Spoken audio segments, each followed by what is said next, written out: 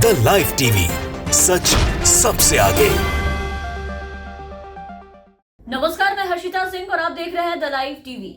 जब जब भाजपा के नेताओं को ऐसा लगने लगता है कि किसान आंदोलन अब ठंडा पड़ चुका है, ये कोई मुद्दा नहीं है, हमारा कोई विरोध नहीं हो रहा, तब तब किसान इन पर भारी पड़ जाते हैं, उनका आंदोलन भारी पड़ जाता है, किसान इन पर टूट पड़ते हैं। मतलब समय समय पर किसान मोदी सरकार और उनके नेताओं यानी भाजपाइयों की जो गलतफहमी है उसको दूर करते रहते हैं। कल हरियाणा में इनकी दिवाली मिलन समारोह को अच्छे से सेलिब्रेट करवा दिया था, मना दिया था किसानों ने, और आज इन्हें बंधक बना डाला है। जी हां, हरियाणा में एक बार फिर से किसानों का बीजेपी नेताओं के खिलाफ गुस्सा और विरोध जो है वो देखने को मिला, और इस बार तो सीधा उन्हें उठा के बंधक बना डाला है। ये देखिए ये वीडियो। हरियाणा में भाजपा उपाध्यक्ष और पूर्व मंत्री मनीष ग्रोवर के साथ बाकी बीजेपी नेताओं को किसानों ने बंधक बनाया है, वो भी मंदिर के अंदर।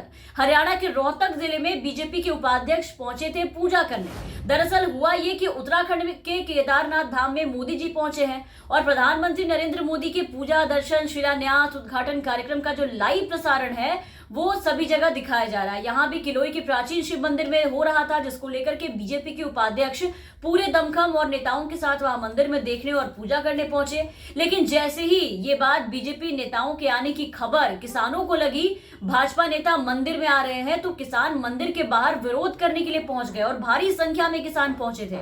और मंदिर प्रांगण में जितने भी कैमरे और टीवी जो लगे थे उस स्क्रीन पर सब तार तोड़ दिए। पुलिस ने मंदिर के चारों ओर सुरक्षा घेरा बना लिया, लेकिन किसानों ने भी मंदिर की तरफ आने वाले सभी रास्तों को ट्रैक्टर ट्रॉली अड़ा करके बंद कर दिया। सारे जितने भी रास्ते थे पूरी तरीके से ब्लॉक कर दिए गए, जिससे बीजेपी नेताओं का बाहर निकलना चारों तरफ से मुश्किल हो गया था। वो बुरी तरीके से वहां पर फंस चुके थे। किसानों ने भाजपा नेताओं की गाड़ियों की हवा तक निकाल दी थी कि वो जा ना पाए यहां से वापस। इसके अलावा मंदिर प्रांगण में लगी टीवी स्क्रीन के तार काट दिए। किसानों ने नेताओं को बंधक बनाने के लिए मुख्य द्वार जितने भी जो मेन गेट थे सबको बाहर से पत्थर और झाड़ियों रख करके सब कुछ बंद कर दिया था। पुलिस लगातार किसानों को समझाने की कोशिश में जुट रही थी। आप देख पा रहे होंगे स्क्रीन पर कैसे हालात थे, लेकिन किसान नहीं माने। किसानों का साफ कहना था कि आंदोलन के दौरान भाजपा नेताओं का इस गांव में प्रवेश जो है वो वर्जित है, बंद कर दिया गया है। इसके बावजूद नेता गांव में माहौल बिगाड़ने के लिए आ रहे हैं। अब तक किसान आंदोलन का समाधान नहीं जब तक निकलेगा, वो नेताओं का विरोध ऐसे ही जारी रखेंगे, ऐसे ही उनके नेता क्षेत्रों से भगाए जाएंगे। जिसके बाद किसानों का विरोध देखते हुए घबराए उपाध्यक्ष और उनके नेताओं ने किसानों से माफी मांगनी शुरू की। माफी मांगी और कहा कि अगर वो नहीं चाहते तो वो आज के बाद मंदिर में नहीं आएंगे। अब आप देखिए इस पूरी वीडियो को, फिर आगे इस पे चर्चा करते हैं।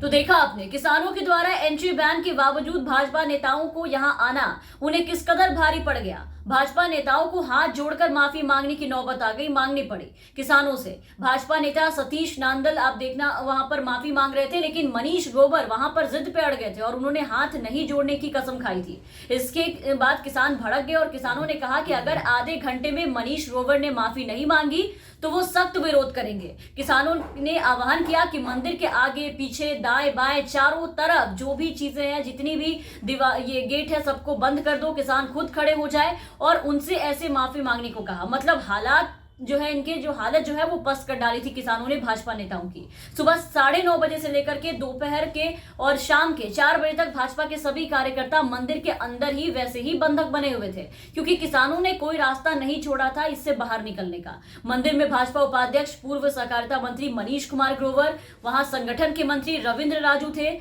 मेयर थे मनमोहन गोयल, जिला अध्यक्ष अजय बंसल थे, वहां पर सतीश नांदल थे जो माफी मांग रहे थे। उनके साथ साथ रोहतक भाजपा के कई नेता और कई पदाधिकारी जो है उनके साथ यहां पर पहुंचे थे, जो सब बंधक बने थे, जिन्हें बड़ी संख्या में किसानों ने मौके पर पहुंचकर मंदिर में ही कैद कर दिया था। मतलब किसान अब भाजपा के नेताओं को देखते ही बुरी तरीके से भड़क जा रहे हैं और उन पर टूट जा रहे हैं।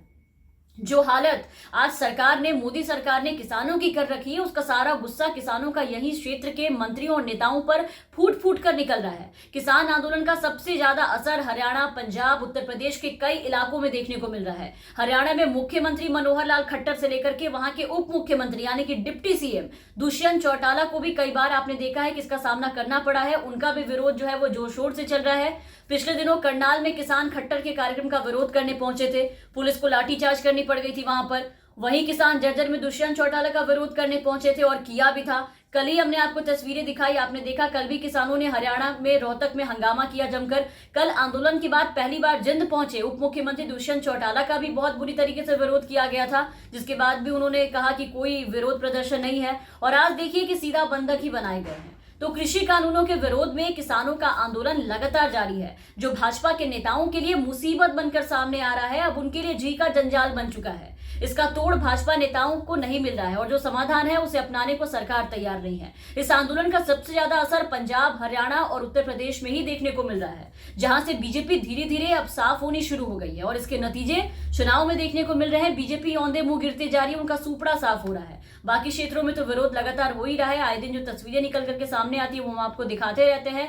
कल भी हमने आपको दिखाया था और आज भी हम आपको दिखा रहे हैं कि किस तरीके से किसानों ने बीजेपी नेताओं को बंधक बनाया और किस तरीके से उनका विरोध किया और नौबत माफी मांगने पर आ गई। लेकिन इसके बाद भी, इतने विरोध के बाद भी आप देखिए कि मोदी सरकार की जो आंखें हैं वो अब तक नहीं खुली, अब तक उनकी जिद जो है वो छूटने का नाम नहीं ले रही है।